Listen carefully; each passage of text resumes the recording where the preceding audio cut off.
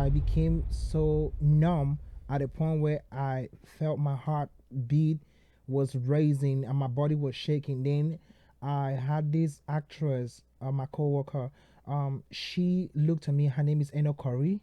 She looked at me on the face and realized something was going wrong. And then she rushed to me and then just hugged me. And then I burst into tears.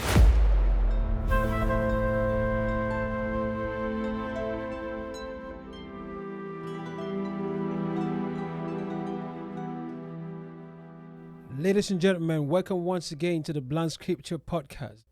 In here today, I have incredible humans. They live on earth, but they look different, feel different, sound different.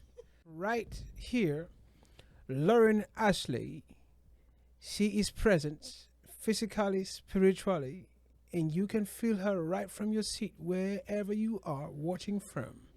Lauryn Ashley, you're most welcome, the elegance damsel. You're welcome. Thank you. I'm happy to be here. The pleasure's all mine. This is Dr. Lee. And on the left-hand side, we have the incredible actor who has traveled from sea to sea, land to land, from every other space. And right here, he's seated before us to tell us his journey. We have actor Mr. Dazzy Tomzy.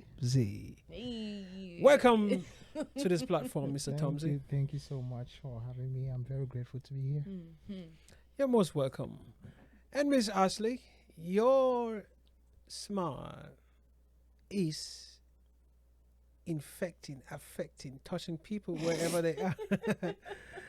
And Thank you. today, we're talking about the film industry, how people feel about it, the entertainment industry, and the work-life industry. Yeah. The work-life is an industry as Yes, well. it is. So there are relationships that you hold so dear to your heart because on this platform today, your mother is right here with you. Yes, she is. She's so supportive, and that's a thing that a lot of people they yearn for, they pray for, and you are living that, I can call it a privilege. Yes, she's You always have here. that privilege to enjoy your mother.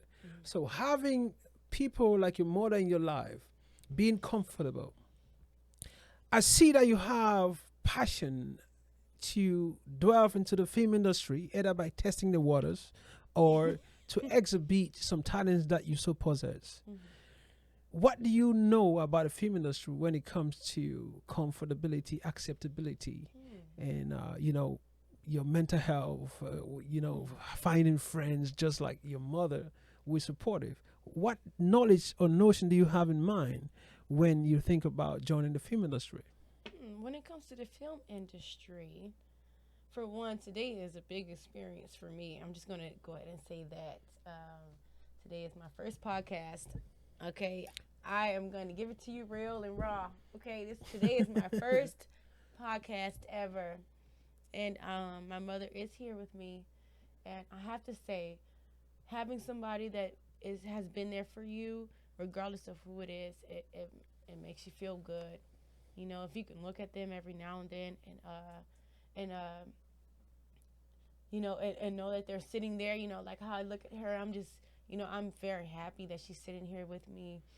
And I just want to say thank you for one, Mom, Yeah, for your sitting mama. over there. And but as far as being comfortable, being in front of cameras and anything that you are uncomfortable with, for one, please understand the benefit of being uncomfortable.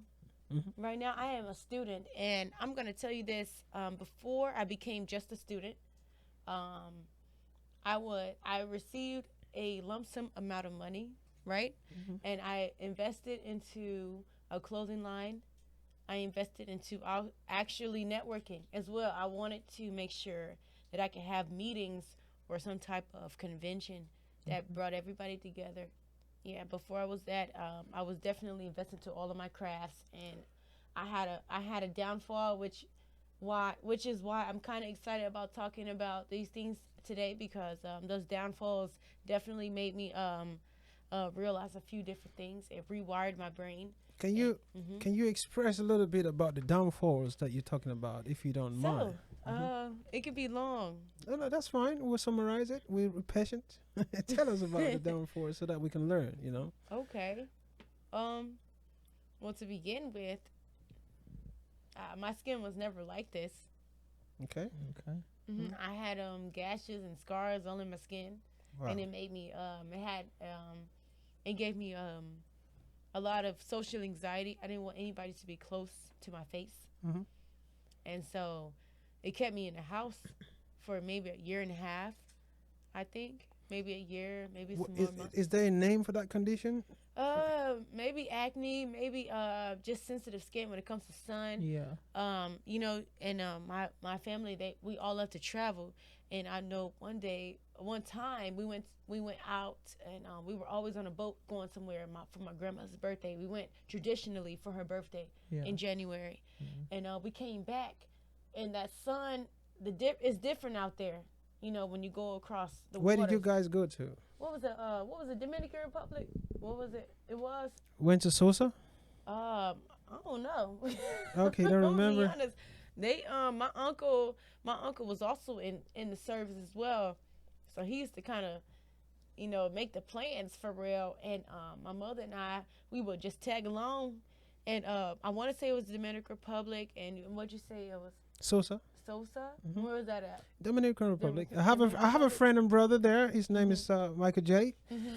He's doing well down there, and yeah, he's getting some things done down there. Yeah. So yeah, so go ahead, and you Mhm. guys were coming in the boats. Yeah, I mean, out there, to me, the Dominican Republic has different heat Mhm. to me, and so when I came back, you know, when I came back off the boat, came all the way back to Atlanta, it started changing my face, but I had a lot of skin conditions growing up. So the skin conditions, it made you to have some kind of complex, or your self confidence dwindled, Yeah. disappeared. My self confidence, for sure. I was definitely in the house. I didn't want anybody close to my face. I had a lot of social anxiety. Like I couldn't, like if somebody was talking to me, I didn't know how to depict if they were being curious of what was on my face or if they really wanted to get to know me. You know what I Okay. mean? Yeah. So I was trying to. So it was a lot going on when I was younger, and they had to get me out the bed. It was a whole lot of things when I was growing up. So the psychological aspect Mhm. of having such a condition was dire in such a way that you became an isolationist. Yeah, So you kept yourself to yourself, I did. Mhm. and you did not use. You were judging people, whether they were coming to you trying Mhm. to they were Yeah. talking to you, or they're trying to inspect the Mhm. condition of your face. Yeah, I was avoiding them for sure, and I was thinking that they were going to judge me too. I was judging them, judging me, and they probably wasn't at the same time. Mhm. Coming from that situation, that condition in which you found yourself, and at this point in time, what difference has it made since you have a clearer skin? Mhm. And what are the plans you have? Do you have more self-confidence at this time, Yes. or things are still somehow the same? I would say when you asked me that, I kind of breathed out a little bit because that's exactly how it feels.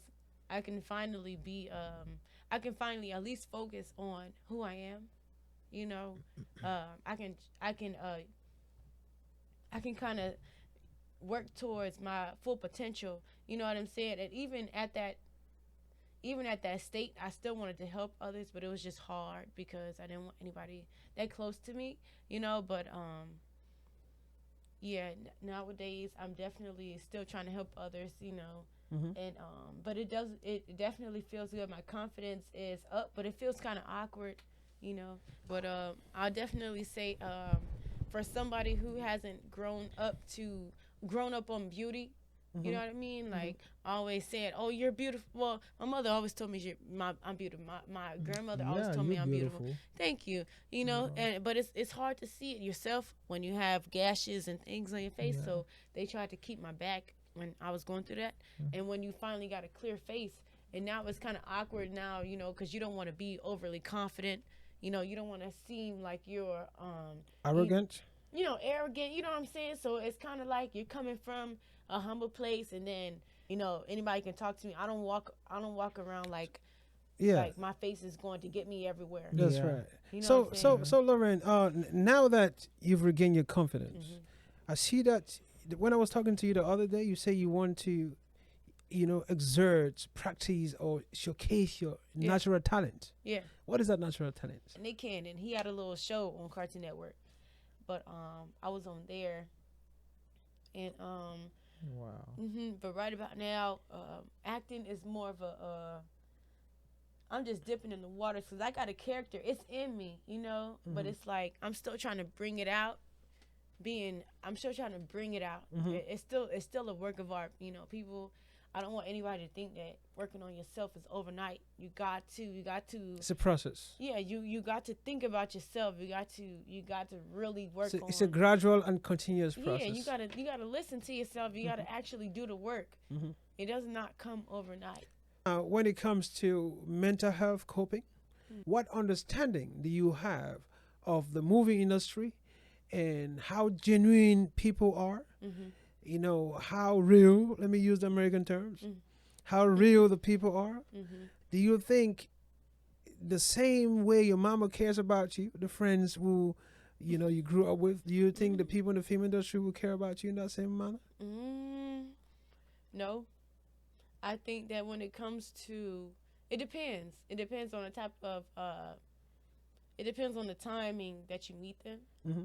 Like right now, I've just met you, but nobody knows a true intention until it comes into a trial time. You know what I mean? But I don't feel that here. You know what I mean? But when it comes to like a big big industry, maybe they are more looking to the benefit rather than actually getting to know the person. Sometimes when we starting off with a craft and with a passion, it's more about the passion. It ain't about really making that money. It's more about like actually enjoying and getting into something that is more about just it's more than working a job. Now you're actually doing something that makes you into who you are.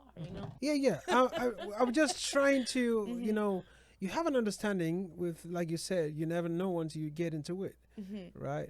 And so I will go to Mr. Dazzy Tomzy. Yeah, Mr. Wise Dazzy. The man with the A's and the Z's. So, Mr.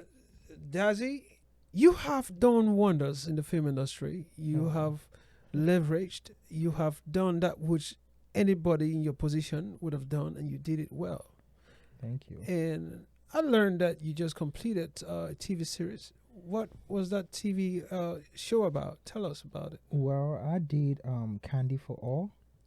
It's a recent short film series, but what I did that I think was huge is Maestro TV series. Oh, Yes, I did it way back in Africa before I came to America. okay. So it was a great experience being on set with amazing actors and the director, the producers, and all the people that I had on set. It's been a great moment to have that opportunity to spend on set with these great people, the great actors, the directors, and all of these people. Yeah. What can you share with regards to acceptability on set? Because a lot of people smile, we call it bite and blow. A lot of people bite you and they're blowing it. Yeah. A lot of people are there. Some people don't want to see you succeed. Some of them are watching genuinely to see you succeed. They clap for you with all their heart. Some of them are smiling, but they are waiting for you to die Yeah. so that they can take your position. Some of them just want to see you fail for no reason whatsoever. So while you were on set, do you have anything significant in passing or that was very significant to your growth or might have destroyed you if you let it destroy you?